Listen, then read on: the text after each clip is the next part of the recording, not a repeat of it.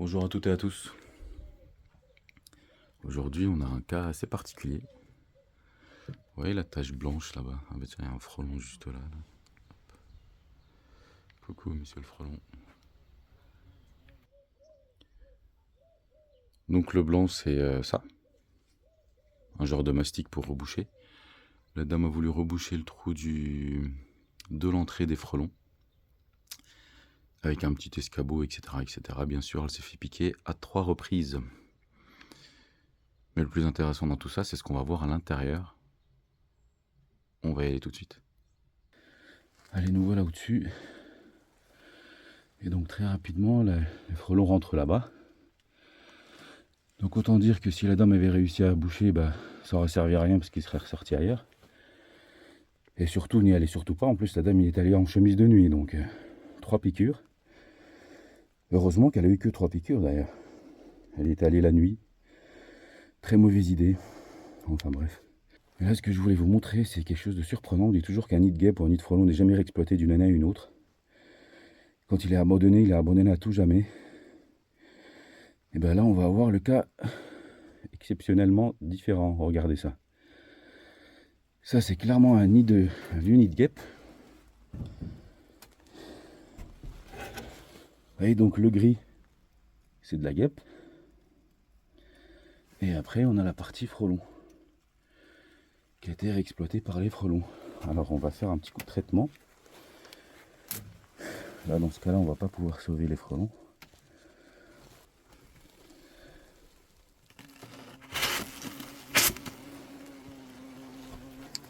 Je vais éteindre parce que les frelons européens sont attirés par la lumière.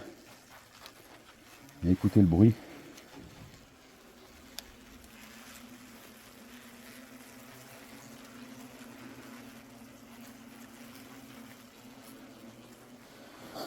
Ça reste assez impressionnant. Et ce qu'on va faire, c'est qu'on va aller ouvrir pour voir un peu comment ça se passe à l'intérieur. Allez, ça m'intéresse fortement de voir comment un nid de guêpe, un vieux nid de guêpe, a été réexploité par des frelons européens. En attendant que ça se calme un peu, les frelons européens, bien sûr, on essaie de les sauver autant que possible.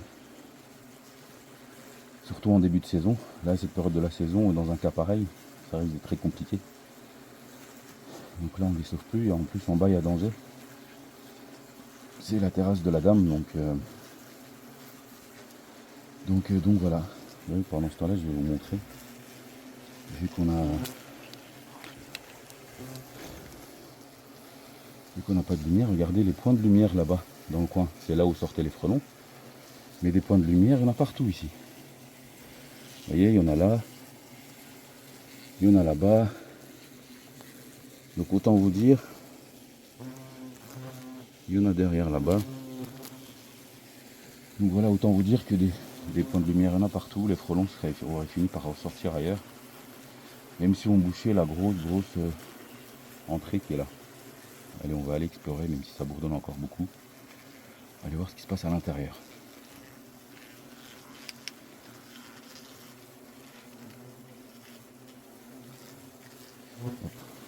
Vous voyez, à peine j'ai allumé la lumière, les frelons arrivent tout de suite. Frelons européens attirés par la lumière, bien sûr. Alors, en plus c'est de la fermette comme vous pouvez voir, donc très compliqué d'y aller. Mais pour la science, on donne tout. Hop, on va poser la lumière là. Voilà.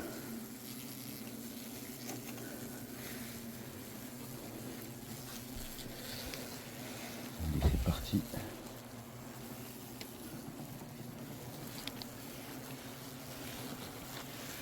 Donc je vais tout d'abord commencer par enlever la partie du nid au-dessus qui est vraiment très solide. Hop.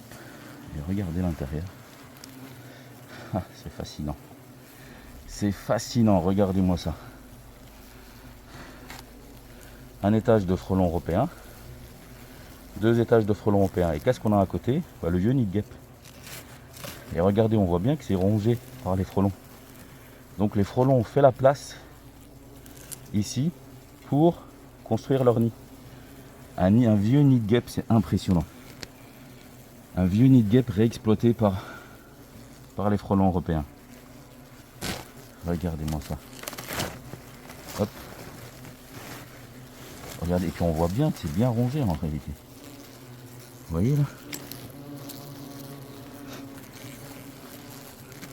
Vraiment, la capacité d'adaptation de ces insectes, elle est phénoménale. Ils ne finissent de m'impressionner. C'est impressionnant. Et on a vu, regardez-moi ça. Donc ils bénéficiaient de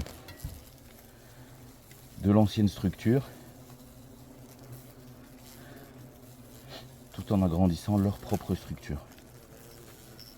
C'est magnifique. C'est magnifique et l'entrée principale du nid est là. Juste là. Donc là, c'est le truc que j'ai cassé quoi. Mais vous voyez, du coup à l'intérieur, il y avait un autre étage encore. Il y a 3 étages. Donc regardez la différence de couleur entre le vieux nid de guêpe et le nouveau nid de frelon. Et elles ont, ouais, c'est impressionnant. Et regardez, elles ont commencé à construire la petite boule initiale, elle est là. Hein. La petite balle de tennis initiale, elle est là. Et ça a grandi. Donc un étage, 2 étages, puis le 3e était en construction. Il y en a un.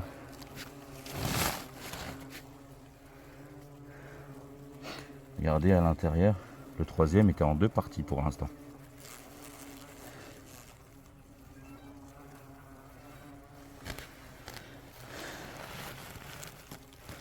On voit bien que c'est un vieux nid de guêpe qui n'a pas été exploité, sans doute.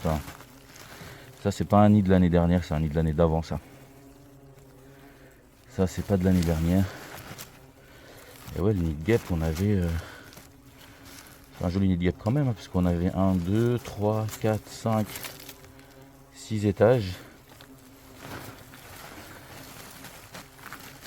Ah bah tenez, on avait même un nid d'hibernation.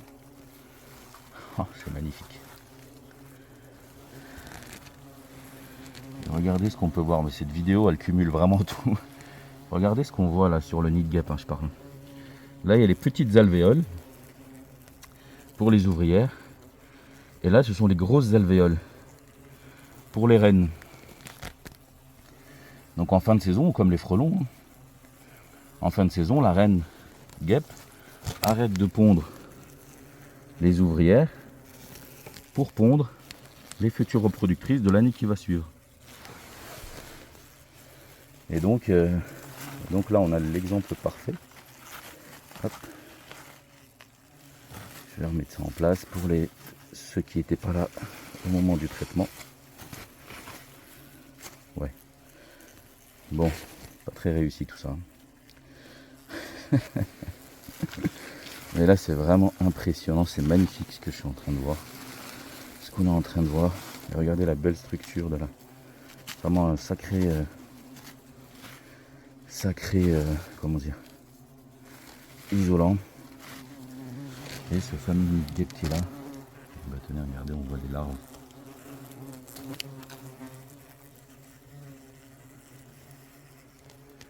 Et les frelons qui rentrent.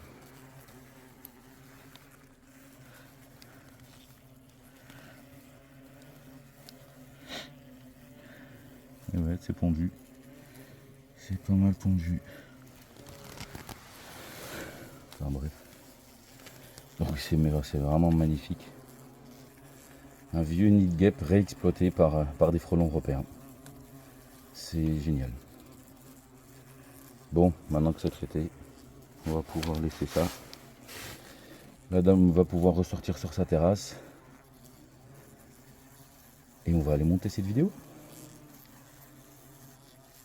Et on va aller vers d'autres aventures. Bon bah toujours le 13 août, c'est trop bizarre. C'est trop bizarre ce qui se passe parce que regardez là ce qu'on a. Hop, je vais pas trop m'avancer parce qu'ils sont très agressifs là. Regardez ce qu'on a là, hop. Là on a notre fameux Vespa crabreau, le frelon européen, qui a fait un nid dans le trou de de la gaine de la sortie d'eau. Donc on les voit qui sortent et qui rentrent. Hop, ça rentre, ça sort. Et de temps en temps, les frelons se battent avec d'autres frelons. Et en général, quand ils se battent, c'est signe d'une autre colonie en réalité. C'est signe d'une autre colonie. Donc à force de les voir se battre une fois, deux fois, trois fois, et ben ici qu'il y a une autre colonie pas très loin. Donc on a commencé à regarder. Et regardez ce qui se passe. Dans l'agglo, juste là. Alors moi je vois pas grand chose avec le retour. Hop, vous voyez, ça rentre. Ça rentre et ça sort dans l'agglo. Donc il y a un autre nid de frelon européen aussi à cet endroit-là. Et là on se dit, ah bah merde. Qu'est-ce qui se passe? C'est trop bizarre là, il n'y a même pas 3 mètres entre les deux nids de frelons européens. Mais ça se bat encore. Ça se bat encore et ça monte.